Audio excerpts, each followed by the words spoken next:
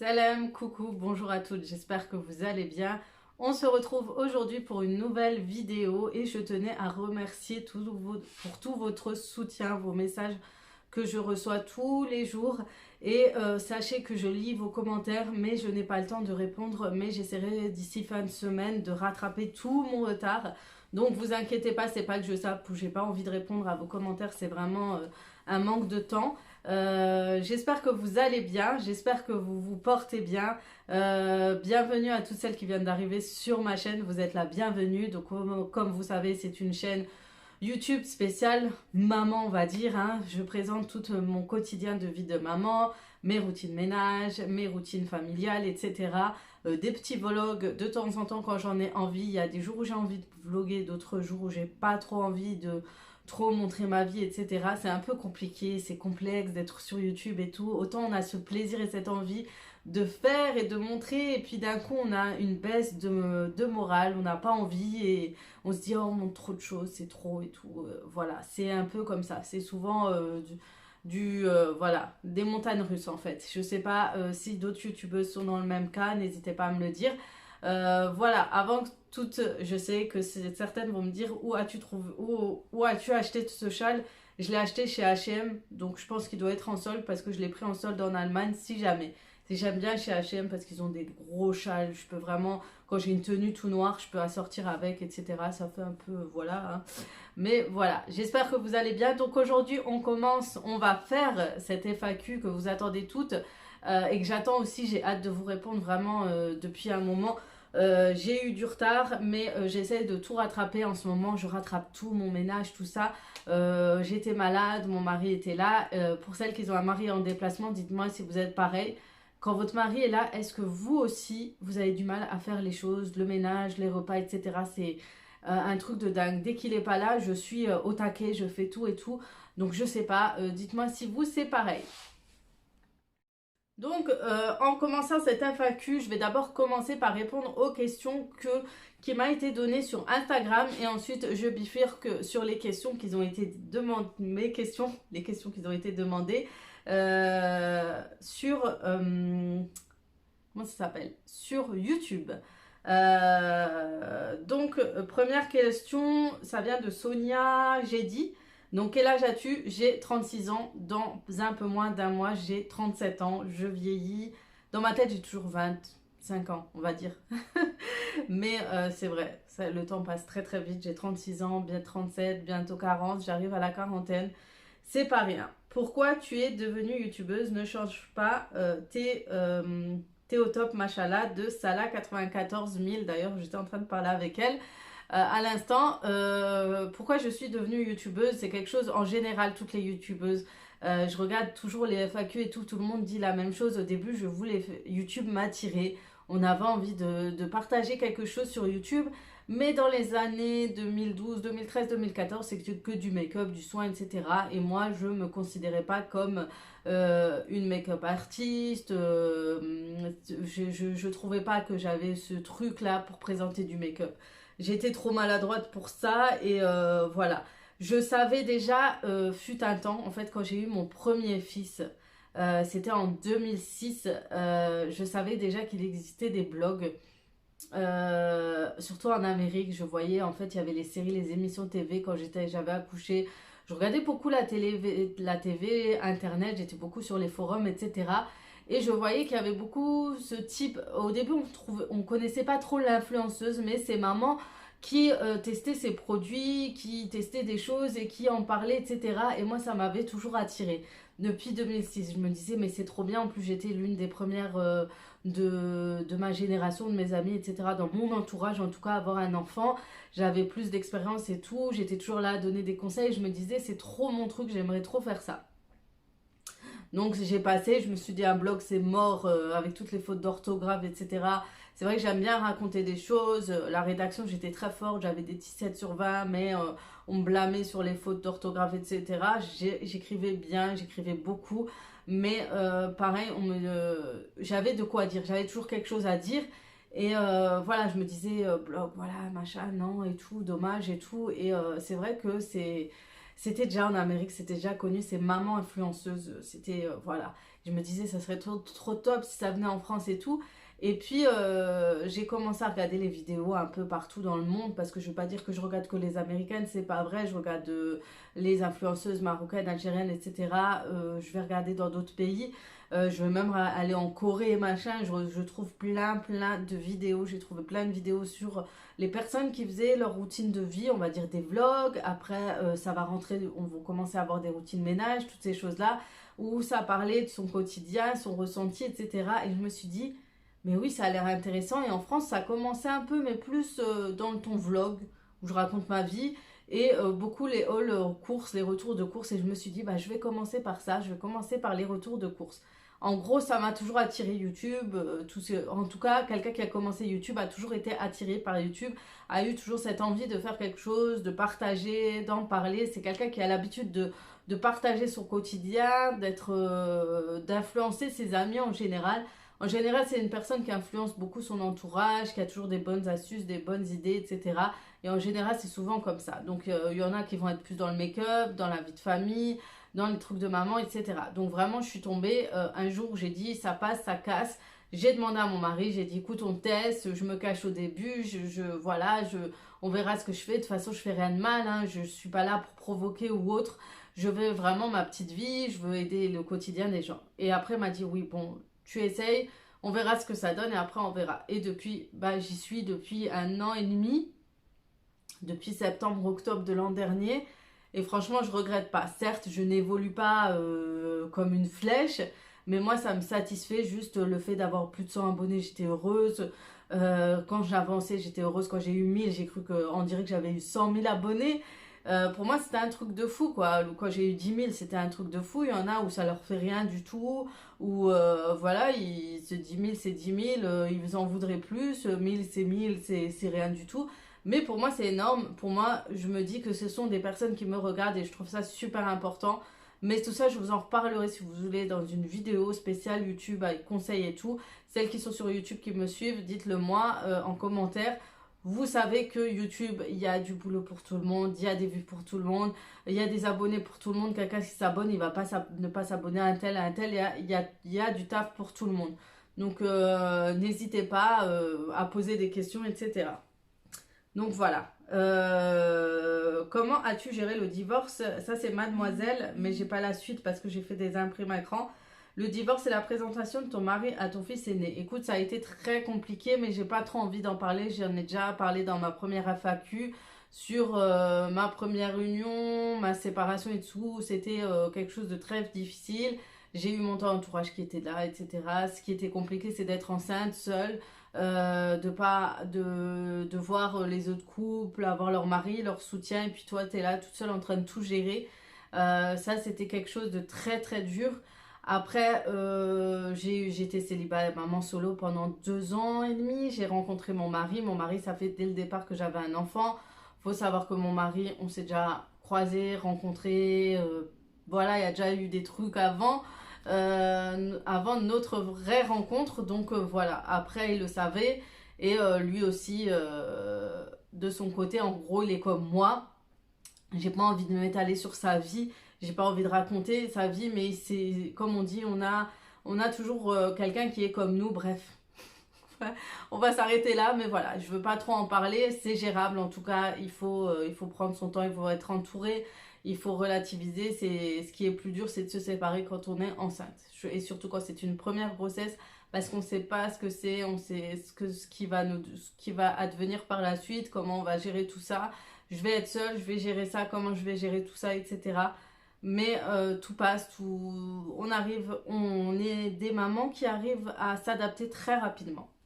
De Jelly, à quelle heure couches-tu tes enfants quand il y a l'école? En général, entre 20h, 21h. Au début, c'était 19h, mais là, je commence un peu à lâcher voilà. Mais c'est vraiment 20h, 21h pour les enfants. Pendant l'école, après, le week-end, on laisse un peu plus, 21h, 22h, voilà. Ça vient de Vivi Durand. Peux-tu, s'il te plaît, nous faire un retour du nettoyeur Fagor après quelques mois?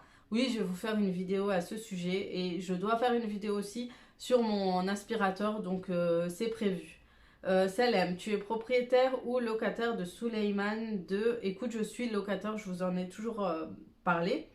De Naïma, quelle origine es-tu? Et merci pour ta simplicité. Avec plaisir, je suis d'origine marocaine. Samlan, pour faire tes menus, tu regardes des idées recettes.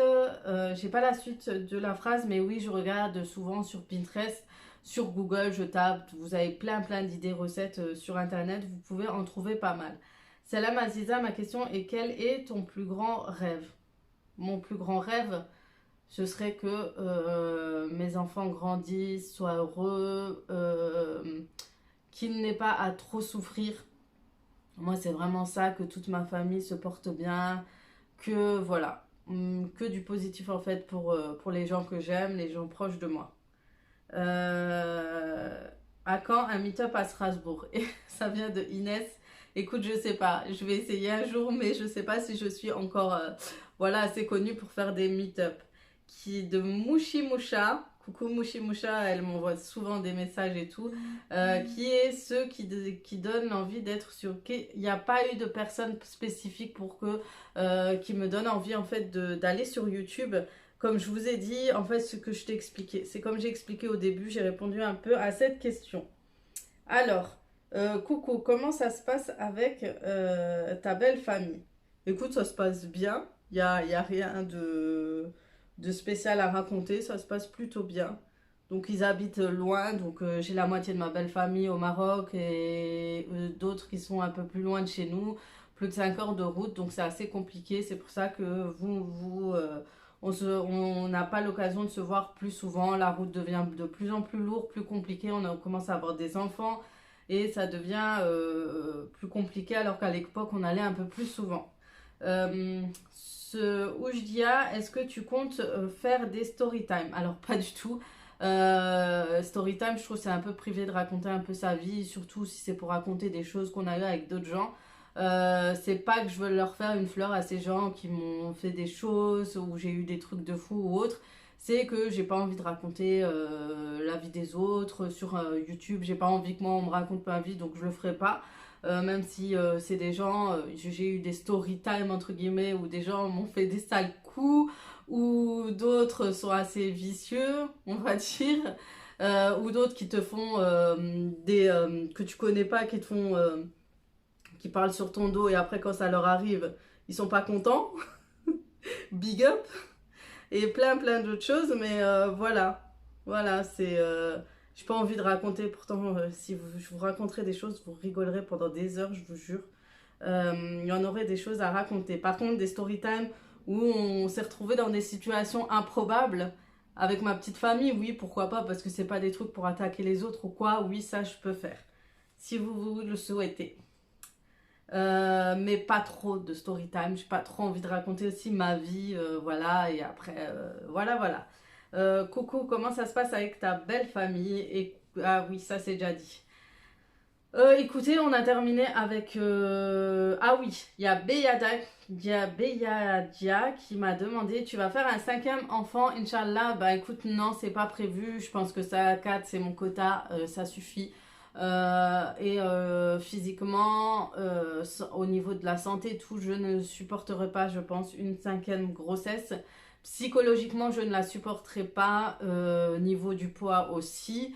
Donc moi, c'est pas les grossesses qui me font grossir, c'est l'après-grossesse, c'est la routine, la vie familiale, etc. Et puis gérer plus de 4 enfants, je crois que je n'y arriverai pas.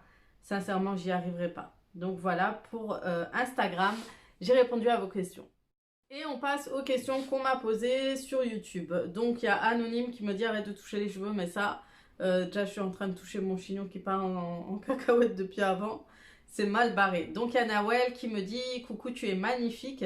Ma question, des conseils pour surpasser l'épreuve du divorce, merci. Je sais pas si c'est toi qui m'as posé la question durant mon direct. La seule chose que je peux te dire, c'est de ne pas douter de toi, d'avancer, d'aller de l'avant, ne pas regarder derrière toi et vraiment d'être positif en fait de ce divorce, se dire que c'est une épreuve, que c'est quelque chose qui va t'apprendre pour la suite à pas en fait de pas recommencer à faire d'autres erreurs, etc. Mais voilà, ça dépend le divorce, comment c'est passé, est-ce que ça a été douloureux ou pas. Si c'est douloureux, en parler à quelqu'un, voir d'autres personnes. Si ça a été comme un accord, c'est éviter de refaire voilà, les mêmes erreurs, trop se précipiter, etc. Et avoir toujours essayé de garder confiance en soi. C'est tout ce que je peux te dire. Après, j'ai pas trop de conseils, je suis pas forte en conseils, j'essaie toujours de rassurer les personnes autour de moi. Mais après, quand je connais pas trop la situation, je peux pas trop te... Voilà. En tout cas, courage à toi. Ne lâche rien, continue. Fais-toi des objectifs, avance dans la vie. Et qui vivra, verra, comme on dit. Tu verras que le meilleur sera...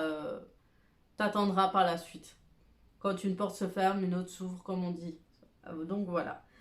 Fatima, coucou, je voulais savoir si tu étais en location ou achat. Je l'ai répondu tout à l'heure. Comment as-tu rencontré ton mari? Alors mon mari, c'est assez compliqué. On s'est croisés assez souvent, fut un temps.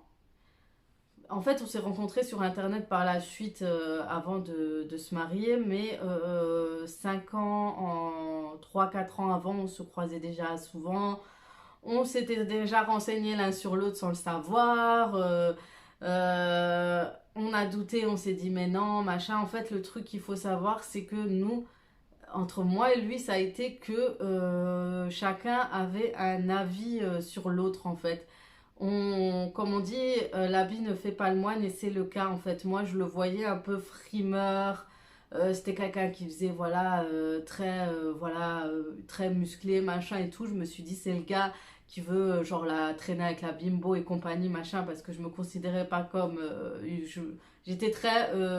j'étais une personne qui n'était pas sûre de moi, qui en fait je me sous-estimais énormément et lui il est comme moi en fait. Et en apparence on représentait pas ça du tout et je me disais c'est mort, ça marchera jamais machin. Quand j'ai posé des questions on m'a dit il est comme ça, je dis laisse tomber. Avec mon caractère ça marchera jamais et lui vice versa c'est pareil, il me voyait habillé, bottes, jupe, compagnie, toujours voilà.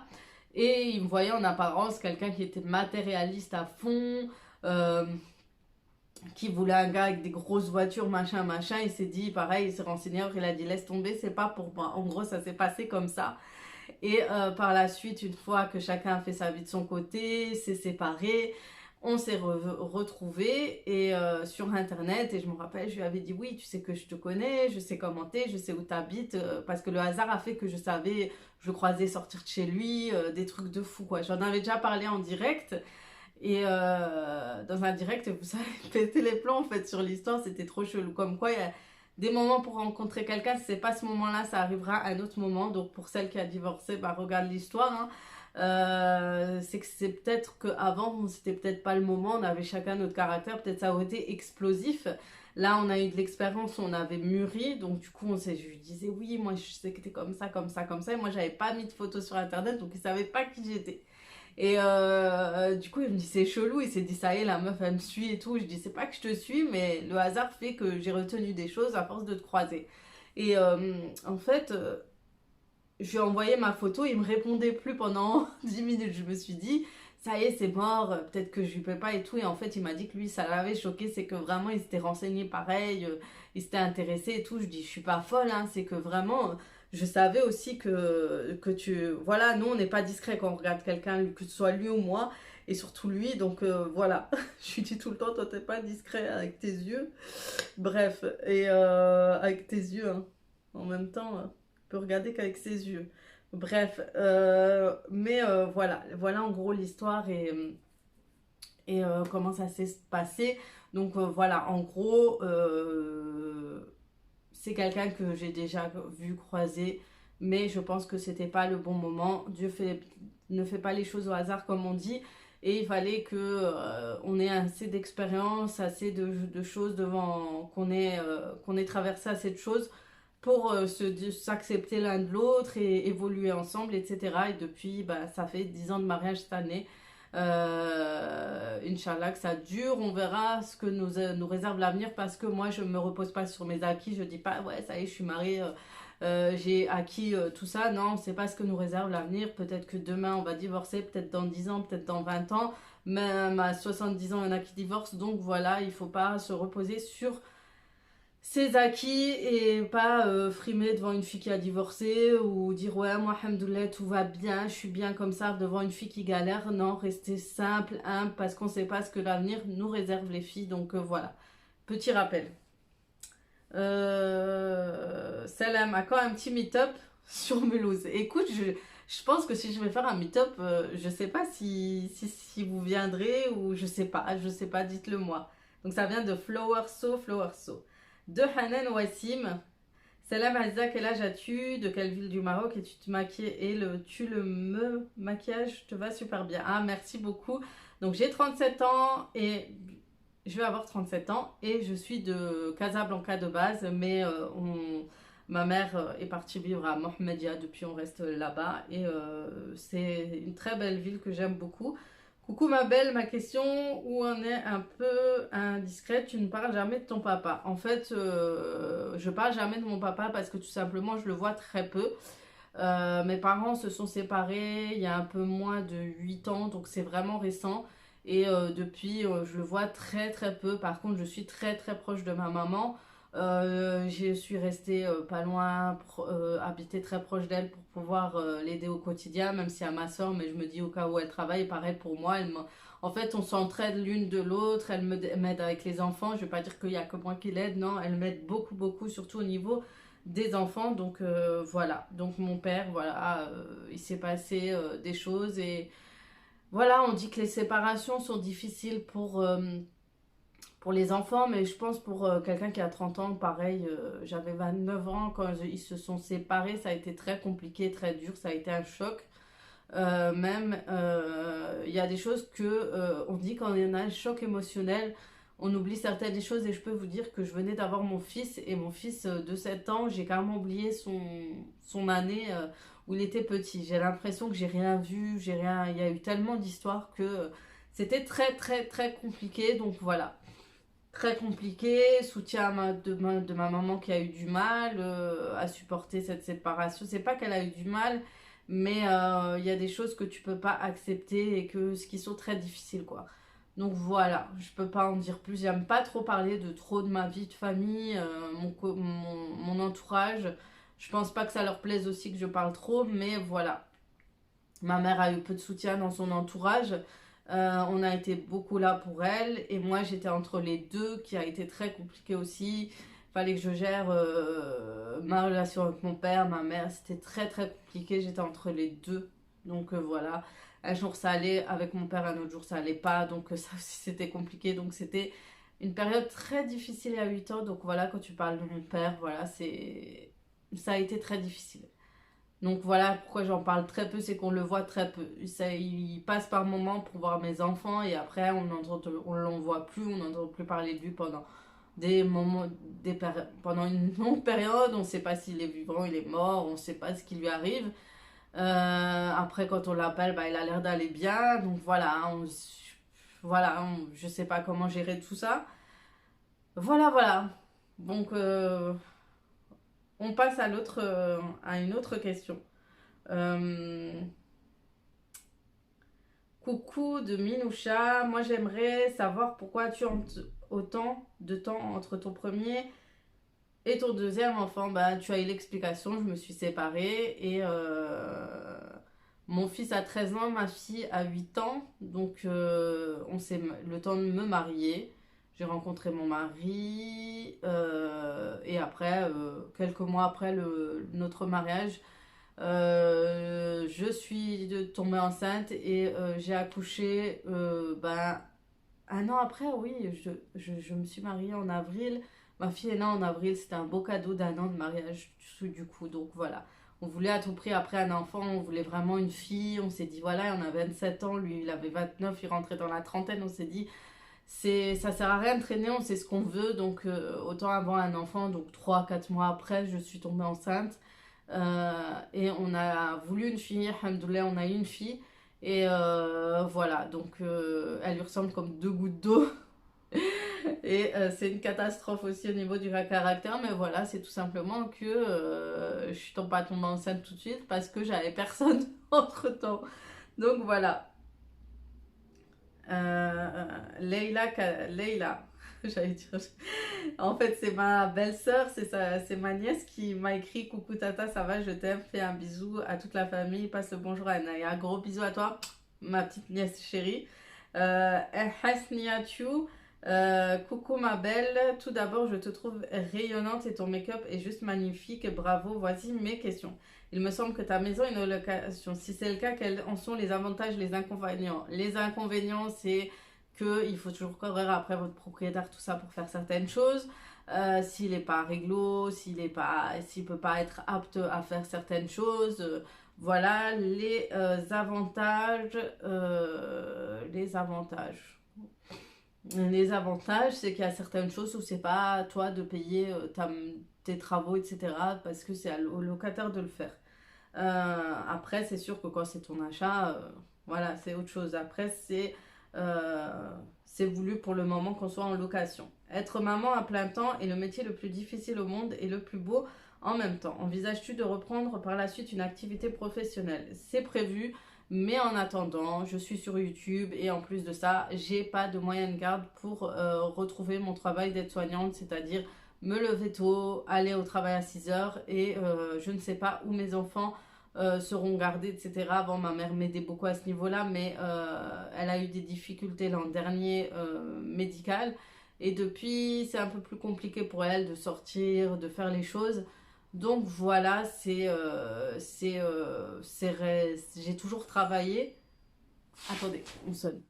Voilà, j'ai reçu juste un petit colis. Donc voilà, c'était juste ça. Voilà, pour l'instant, pas moyen de garde. Quand les enfants seront grands, je reprendrai mon activité professionnelle. Quel est ton plus grand rêve? J'ai répondu à la question. Je suis essoufflée, j'ai descendu, je suis montée les escaliers. On dirait, je sais pas ce que j'ai fait.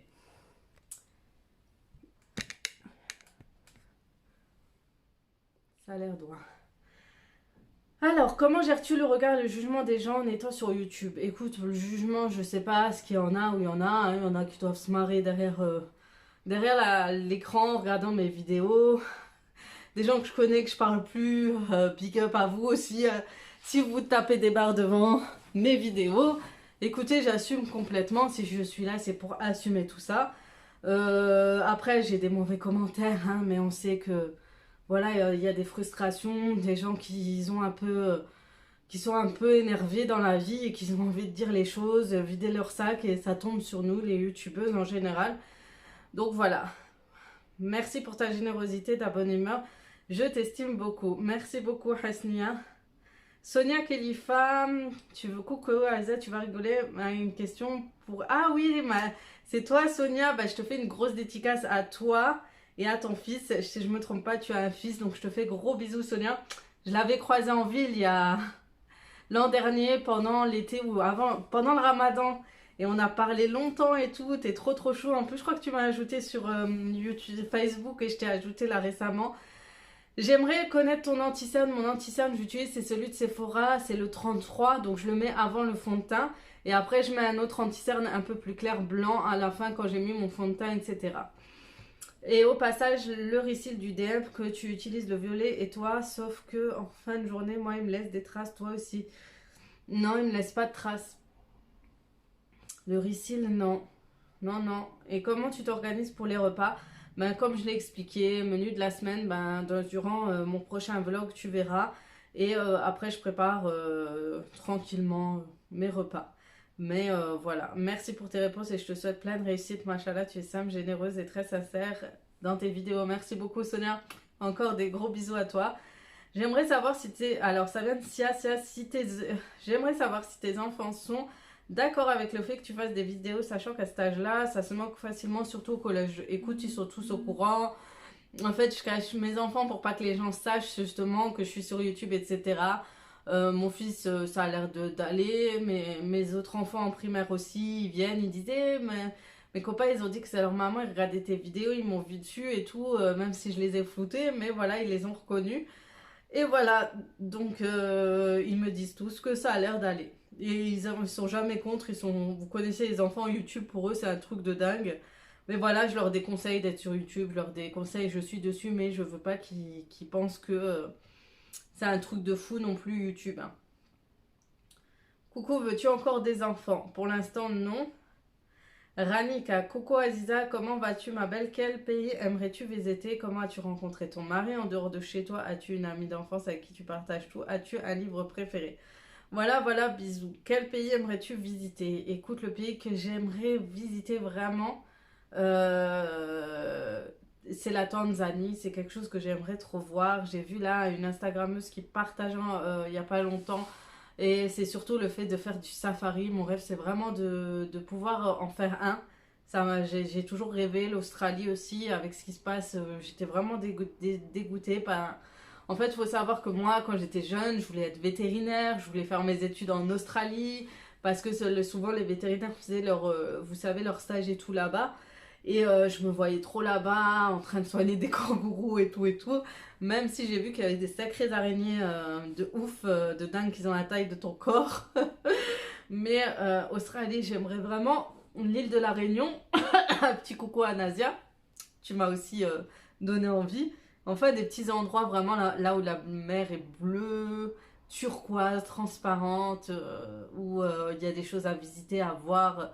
Vraiment pas des choses où tu vas et tu glandes et tu te poses et tu bronzes comme une tartine ou comme une tartine, bref, t'as compris. Bref, des endroits de quoi s'enrichir là-dedans et là-dedans.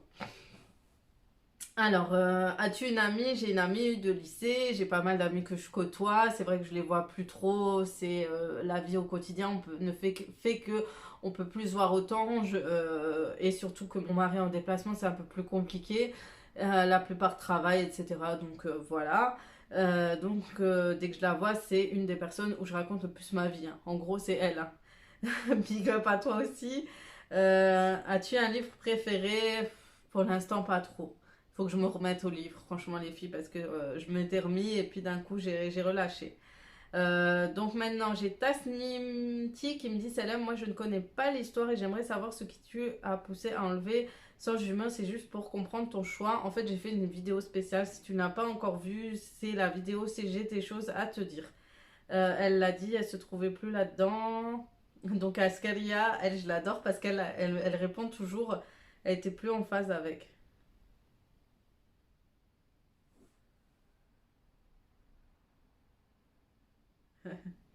Voilà, en fait, oui, je sais pas, hijab, je portais un turban et je me perdais de plus en plus. Donc voilà, j'ai tout expliqué, Tasnimti, sur la vidéo. J'ai des choses à vous dire. Lille ou coucou Aziza, tu t'es mariée à quel âge? Où as-tu rencontré ton mari et tu as quel âge? Donc voilà, j'ai tout expliqué. Donc à 25 ans, je me suis remariée à mon mari et voilà. Aujourd'hui, j'ai 36 ans, bientôt 37. Bonsoir, j'aimerais savoir quel est ton parcours scolaire. Merci, ça vient de Célia. Je crois que j'en ai déjà parlé. Il faut savoir que j'ai trois diplômes, ça me fait rire, hein. J'ai un diplôme de vente, j'ai un diplôme de secrétariat et j'ai un diplôme d'aide-soignante, sachant que secrétariat, j'étais arrivée jusqu'en bac pro, j'ai lâché l'affaire à cause d'une prof. Donc si vous avez été rabaissé ou on va dire acharnement d'un professeur, en plus c'était mon professeur principal, j'ai fait l'erreur de continuer dans le secrétariat alors au lieu de bifurquer avec mes copines en accueil, j'aurais peut-être eu ce diplôme, mais quand on voit qu'elle s'acharne en stage, elle te rabaisse avec la responsable de stage qui te suit même pas, qui t'a jamais suivi, qui a jamais été avec toi durant tout le stage et qui dit que finalement t'as rien foutu. Je me suis dit non mais c'est bon là, c'est trop pour moi et j'ai arrêté mes cours, donc voilà. Et ensuite j'ai cherché du travail et je me suis lancée dans la vente. C'était un métier qu'on disait oui tu trouveras tout de suite machin machin, mais à la fin voilà, c'était un monde un peu pitoyable on va dire, entre les vendeuses, la responsable, tout ça, il y a beaucoup d'histoires, donc je voulais quelque chose qui me ressemble, où je peux aider les gens et je trouve une satisfaction à le faire, même si si c'est pour gagner mon argent, mais quelque part je fais quelque chose de bien et du coup j'ai trouvé le métier d'aide-soignante que j'ai commencé à 27 ans, 26 ans, bah, j'ai rencontré mon mari, j'avais déjà passé le concours et, et après ça a évolué, j'avais tout d'un coup, donc j'ai rencontré mon mari, je commençais à faire ma formation, j'avais aussi trouvé un travail entre-temps, enfin plein de choses comme ça. Il y a des moments où rien ne va et d'autres moments où ben, la chance vous sourit et vous y arrivez. Donc Habiboucha qui me dit t'es toute belle, un truc à changer chez toi. Je sais pas. Peut-être mes cheveux, j'avais dit, mais je ne sais pas. Nat confesse. Coucou Aziza, je souhaite de passer d'excellentes vacances de fin d'année avec ta petite famille. Ma question est, pour une femme active, est-ce difficile d'arrêter de travailler pour s'occuper de ses enfants? Moi qui étais active et qui a arrêté, c'est compliqué en fait au début, tu te retrouves pas. Tu trouves pas ta place, etc. Tu as du mal à trouver ton quotidien, à dire à gérer cette vie de tous les jours. Mais après, tu t'adaptes. Et c'est pour ça qu'aujourd'hui, YouTube, quand tu vois des routines ménage maman, des routines de vie de maman, ça aide beaucoup. À l'époque, on n'avait pas ça, on n'avait pas cette petite aide qui te disait comment gérer tout ça. Et tu avais juste les mamans ou les voisines. Mais on sait qu'aujourd'hui, les gens sont de plus en plus éloignés, sont plus proches sur Internet qu'autre chose. Donc voilà, c'est très compliqué au début. C'est pour ça que j'ai toujours tout de suite repris le travail au bout dès que mes enfants ont atteint 6 mois. J'ai toujours travaillé.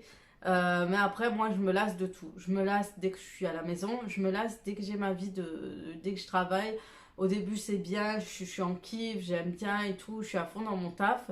Je vais à l'air et tout. Et dès qu'il y a un tout petit peu de pression, ça commence à me pomper, à me stresser. Je me dis, ah, je serais trop mieux à la maison. Surtout quand je travaille le week-end. Je laisse ma famille. Je dis, oh, j'aimerais bien être avec eux, sortir et tout. Et finalement, quand tu es là la semaine, et finalement, quand tu as ta vie de famille, où tu es à la maison, bah, le week-end, tu profites pas. Allez savoir pourquoi. Mais c'est souvent comme ça. Comment tu gères ces difficiles, cette difficulté? Parce que moi, je suis passée par cette étape il y a des années. C'était beaucoup plus difficile de gérer les enfants et le mari que de travailler. Exactement. Moi, je trouve aussi que quand tu... En fait, quand tu travailles, tu es dans ta lancée, tu es active, tu fais les choses. Et du coup, tu gères mieux en fait ton quotidien. Alors que quand t'es à la maison, t'as l'impression que t'as le temps, tu te laisses aller, t'es pas boosté, tu te relâches et tout. Et c'est pour ça que t'as du mal à rentrer dans ton quotidien vraiment de gérer ta vie avec tes enfants, ton mari, etc. Donc c'est pour ça qu'il faut se mettre des plannings, des trucs qui te font rentrer comme si t'étais dans une activité, tout simplement. Le fait de te dire, même si tu gagnes pas ton argent à la fin, mais voilà, tu fais ton activité tous les jours pour pouvoir rester voilà, dans la continuité de tes tâches ménagères, ne pas lâcher et ne pas se retrouver débordé par toutes ces choses que tu as laissées derrière toi. En fait, c'est un peu ça. Voilà, Nour, Salem, je voulais savoir quelle est l'opinion de ton entourage, de ta famille face à ton exposition et plus précisément dans ta chaîne YouTube. Sont-ils pour ou contre? Écoute, moi, ma mère, voilà, elle rigole un peu, elle se fout de ma gueule, mais ça va.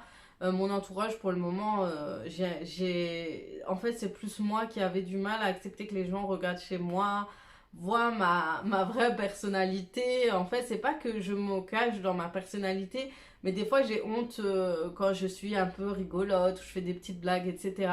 Et je me dis, on me voit réellement comment je suis, et parce que je suis quelqu'un de timide, en fait, c'est tout simple. Et je montre pas cette personnalité à tout le monde. Et je dois dire, quand j'ai commencé YouTube, je me cachais beaucoup parce que je travaillais. Et je voulais pas que les gens qui travaillent avec moi sachent ce que je fais, parce que ça, j'avais vraiment peur de ça. Et tandis que là, je suis dans mon petit cocon, je suis dans ma petite vie de famille. Si je croise des gens, c'est des personnes comme moi, etc. Mais je me dis, on va pas me juger, quoi. Au pire, si on me juge, je suis pas au courant. Voilà, en gros, c'est ça. Mais voilà, mon entourage le prend assez bien. Il y a personne, j'ai eu que des bons retours. Quand mes amis ont vu que j'étais sur YouTube, ben, on me l'a dit. J'avais honte en fait de dire à tout le monde, ouais, je suis sur YouTube. Je suis pas du genre à raconter ce que je fais ou ce que j'entreprends. Et en fait, au fur et à mesure, ils m'ont découvert. Et puis, voilà, j'avais un petit peu honte. Mais après, on m'a dit, non, mais c'est bien ce que tu fais et tout. J'ai eu que des retours positifs, en fait. ND, Salam ma belle, ma question, est-ce que tu comptes partir au Maroc cet été? Inch'Allah, j'espère pouvoir y aller parce que je suis pas allée l'année prochaine. Salam Aziza, comme toujours, j'aime trop regarder tes vidéos, merci Sabah. FAQ, ok, t'as eu ton premier enfant à quel âge? À 22 ans. Tu es d'où du Maroc? J'ai répondu. Je me permets, la foire aux questions est ouverte, pas de souci Amira. Salam Aziza, c'est pas grave, demain tu recommences, tu retournes à Aldi. Et Mina qui m'a dit ça. Amazir, coucou, j'ai découvert ta chaîne il n'y a pas très longtemps et j'aime beaucoup mes questions. Sont quel anti-cerne utilises-tu? Donc j'en ai parlé, il vient de Sephora, c'est le 33. Tu te maquilles très bien d'ailleurs et tu comptes reprendre dans ton domaine d'activité. J'en ai reparlé. Awadiko, Salam Aziza, j'adore tes vidéos. Merci. Salam Aziza, toutes les couleurs te vont bien, machallah. Ma question sera par rapport au regard des gens sans le voile et avec le voile, surtout dans les hôpitaux, la mairie, la préfecture. Les Français de souche sont un autre regard, comportement, je pense, qu'ont-ils côtoient une voile. Alors, je vais te dire que c'est pas du tout par rapport à ça que j'ai le changement de comportement. Moi, j'ai remarqué le changement de comportement, tu vas rigoler. Mais quand tu te maquilles pas et quand tu te maquilles, que ce soit avec le voile ou sans le voile, je te dis sincèrement, quand je suis pas maquillée avec un voile, ça... Et quand prenais soin de moi avec le voile, etc., les regards changeaient beaucoup. Par contre, quand tu es là avec des cernes, un foulard à l'arrache et tout, là, par contre, on a un regard un peu, genre, tu reviens de l'Est ou je ne sais où et tu viens... voilà, que tu comprends rien à la vie, ou ils pensent que tu parles pas français ou autre. Oui, ça m'est arrivé. Mais quand je prends soin de moi, quand il va bien habillé et tout, je peux te dire que les gens se permettent moins de choses. Et j'en ai déjà expliqué durant la vie de famille, maman au foyer, etc. Et c'est pareil, même si j'attache mes cheveux comme ça et que je suis pas maquillée et que je vais aller dans un truc, on va me prendre pour une nana qui comprend rien à la vie, qui vient là juste pour gratter si je vais aller faire des papiers à CAF ou je ne sais où, qui vient gratter quelque chose. Donc voilà, en gros c'est ça. Mais je dirais que voile et pas voile, j'ai pas vu de réel changement de regard. Sachant que je porte le turban, j'ai pas vraiment vu. Au contraire, j'ai été surprise par certains comportements de personnes où ça a été plutôt positif. Alors, c'est pas pour dire que j'ai enlevé le foulard par rapport à d'autres. Par contre, j'ai des amis qui me disent que oui, quand elles l'ont enlevé et quand elles l'ont remis, ils ont vu un changement. Donc peut-être que je sors très peu, je sais pas, mais apparemment elles ont vraiment vu le grand changement. Le plus gros changement, c'est quand tu te trimbales avec les enfants, alors ça c'est autre chose, c'est vrai. Donc voilà, c'est qui tout double, ça dépend sur qui tu vas tomber, ça dépend des personnes, si elles sont intelligentes ou ouvertes d'esprit, ou si elles ont quelque chose là-dedans pour se dire que derrière un foulard, il y a un être humain, etc. Mais bon, franchement, quand j'ai eu le foulard, j'ai quand même côtoyé pas mal de personnes assez arrangeantes, assez gentilles. Mais par contre, c'est vrai que quand j'arrive, je suis pas maquillée, je vais dans un truc, je peux vous dire que vous voyez ma tête comment elle est quand je suis pas maquillée. C'est le jour et la nuit, maquillage ou pas. J'en ai marre de ces petits cheveux qui remontent. Bref, voilà. Mais j'ai pas vu de réel changement durant quand j'ai enlevé le voile et quand quand j'avais le voile et quand je l'ai enlevé par la suite. Ou peut-être j'ai dû oublier. Mais en tout cas, j'ai d'autres amies par contre qui me disent que elles ont vu un réel changement. Voilà, donc voilà pour la foire aux questions. J'espère que j'aurai répondu à toutes vos questions. J'espère que ça n'a pas duré trop longtemps parce que quand je raconte ma vie, j'y vais. Hein. Donc voilà, merci en tout cas d'avoir participé à cette FAQ, d'avoir vraiment joué le jeu. Merci d'être toujours là et de toujours me soutenir. Merci encore. En tout cas, j'espère que j'aurai répondu correctement aux questions, que je ne me suis pas éparpillée comme je le fais d'habitude. Désolée si j'ai pas trop regardé l'écran parce que j'étais beaucoup en train de penser. Quand je réponds, j'aime bien réfléchir dans mon cerveau, d'être là-dedans, sans regarder l'écran, sans regarder ma tête en fait, et pouvoir vous répondre vraiment parce que voilà, il y a eu des questions quand même qui vont vers les souvenirs les plus anciens. Ça devient de plus en plus compliqué de se rappeler de certaines choses. Voilà, j'espère que cette vidéo vous aura plu. Donc n'hésitez pas à mettre des pouces bleus si c'est le cas. N'hésitez pas à me dire ce que vous avez pensé de cette FAQ. J'attends vos retours et toutes celles que j'ai répondu. Donc pour celles qui ont vu que je ne répondais pas trop aux commentaires ces derniers temps, sachez que je répondrai par la suite. Je vous fais de gros bisous. Encore une bonne et nouvelle année 2020 qui arrive. J'espère que ça vous apportera que du positif dans votre vie. Je vous dis à très vite pour d'autres vidéos. Et n'hésitez pas à me suggérer ce que vous attendez sur ma chaîne cette année. Ciao, ciao!